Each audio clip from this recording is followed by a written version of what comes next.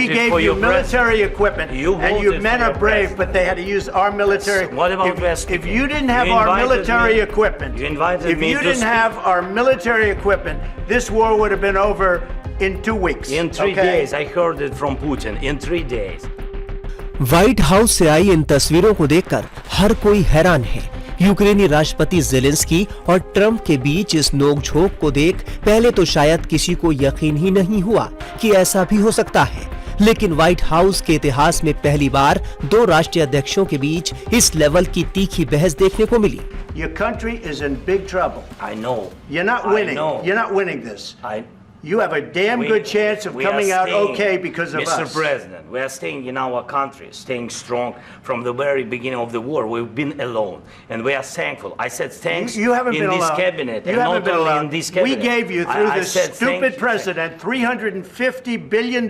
You voted we gave for you your military president. equipment, You and your voted men for are your brave, president. but they had to use our military. What about if, West if Timor? you didn't have You our invited military me- equipment, you invited if me you to didn't speak. have our military equipment, this war would have been over in 2 weeks. In 3 okay? days, I heard it from Putin. In 3 days.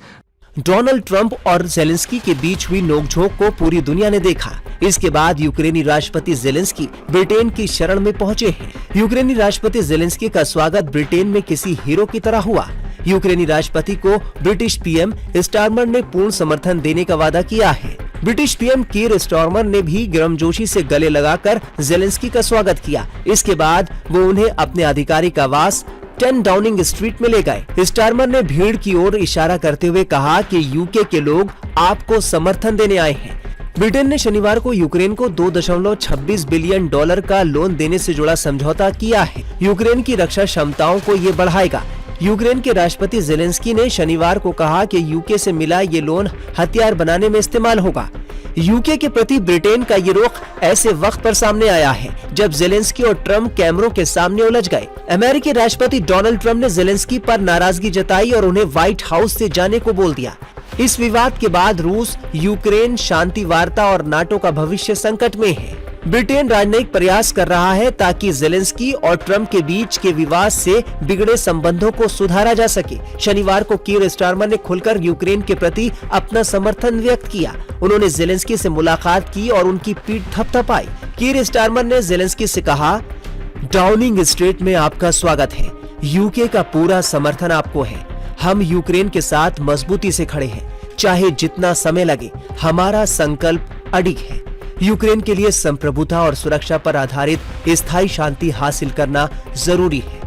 Zelensky ने भी British जनता का आभार जताते हुए कहा, इस युद्ध की शुरुआत से ही ब्रिटेन सबसे बड़े समर्थकों में से रहा है। मैं इसके लिए आपको धन्यवाद देना चाहता हूँ।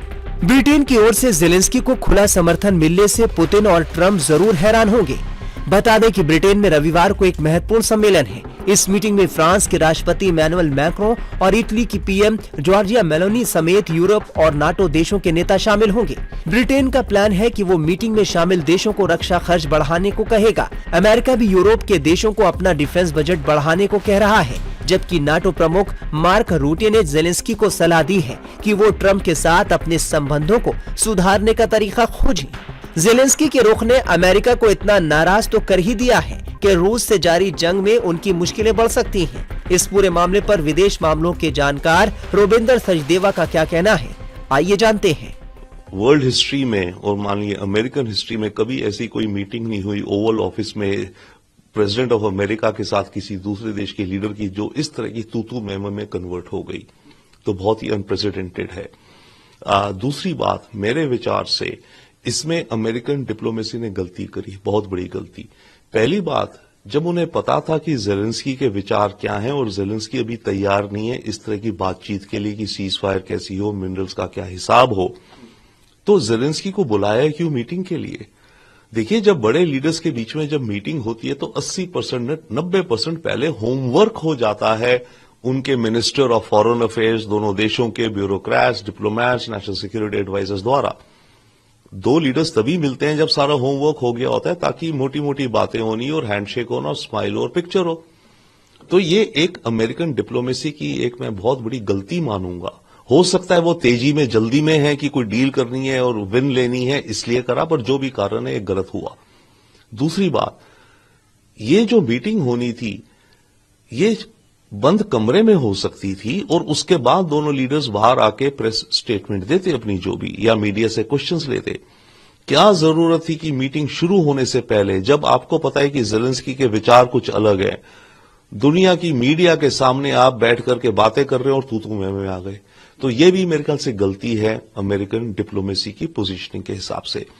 अब इन दोनों चीजों के अलावा यस, ये डील बनेगी, आने वाले वक्त में बनेगी। हां, कल की मीटिंग के द्वारा ट्रंप की छवि पर कुछ दाग भी आए हैं, क्योंकि ट्रंप तो अपने को मास्टर ऑफ डील कहते हैं और इस डील को लुक फॉरवर्ड कर रहे थे। एक दिन पहले उन्होंने कहा था, कल भी कह रहे थे कि आएंगे, हम बहुत अच्छी डील करेंगे, $350 बिलियन की, ये वो। अब ज़ेलेंस्की आए, डील नहीं हुई और ज़ेलेंस्की इस तरह की बातें करके चले गए। तो ट्रंप की छवि पर भी ये थोड़ा दाग है। परंतु ट्रंप एक मैच्योर बिजनेसमैन, मैच्योर लीडर है। वो जिस इंडस्ट्री से, रियल एस्टेट बिजनेस में आते हैं, उसमें बहुत नेगोशिएशंस होती हैं, आगे पीछे होता है, ब्लफिंग होती हैं, धमकियां दी जाती हैं, ये वो, और एंड में जाके डील बन जाती है। ट्रंप तो मार्क ज़करबर्ग को कहते थे पिछले साल में से जेल में डाल दूंगा, और अब मार्क ज़करबर्ग उनका सबसे अच्छा दोस्त बन गया है।